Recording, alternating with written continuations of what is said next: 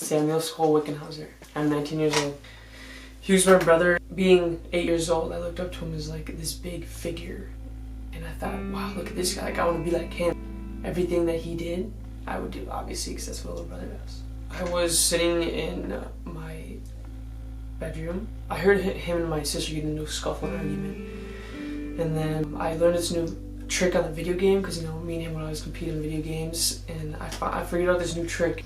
And I was yelling, I was like, Jake, look at it. I found this new thing going on. And he yelled for me and he didn't answer. And I was like, okay, whatever, you know. I'm gonna get back to my game, I'm excited. And I don't remember what happened between that time and then the time until my parents came home. My dad was outside. Me and my mom were watching a movie downstairs in my living room. And at that time, I guess my dad was on the hill because Jake wrote a note that said Jake's on the hill. And my dad was on the hill, and when me and my mom had no idea this was happening. And me and my mom, as we walk upstairs, my mom just looks out the window and sees all these cops and ambulances, and she just like screams. My mom just ran barefoot through all the gravel and dirt all the way over there. And halfway up the hill, because I was on the porch sitting and watching this happen, but I couldn't see up there because it was far. And I just heard my mom start screaming, no, like a deathly satanic scream. Well, first I think his girlfriend broke up with him, first of all, and then second, he was a huge pot smoker, and my dad found out he smoked weed, and my sister snitched and told my dad that Jake had been smoking over since they'd been gone in the house, and my dad was coming home that same day. I think that he was terribly afraid of my dad, so I really don't think he meant to do it. It was more of attention seeking to write that note. Hopefully maybe my dad would come and talk to him and he'd be crying or something, and maybe my dad would have some sympathy for him or something. After this, my mom went off the edges. My dad was the one who cut him down and like tried to save him.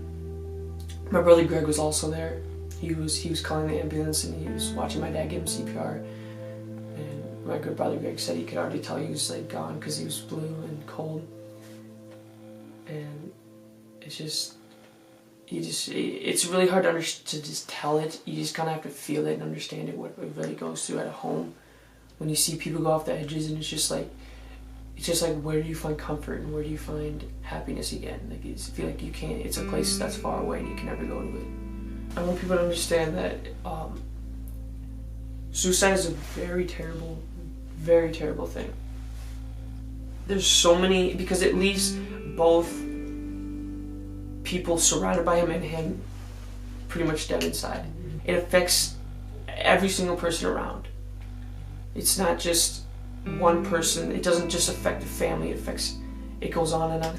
Like, now all of those people that are surrounded by Jake are living regret every day because of one act. So if someone has suicide on their mind, they need to talk to someone. I know everyone says you need to talk to someone, but like, that's true to the heart. And I just tell them, like, it sucks, but there's nothing you can do. It happened.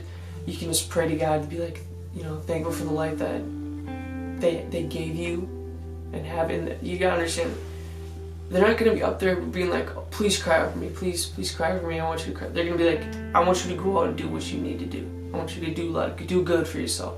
You can think about me often, but just know I want you to do good in your life.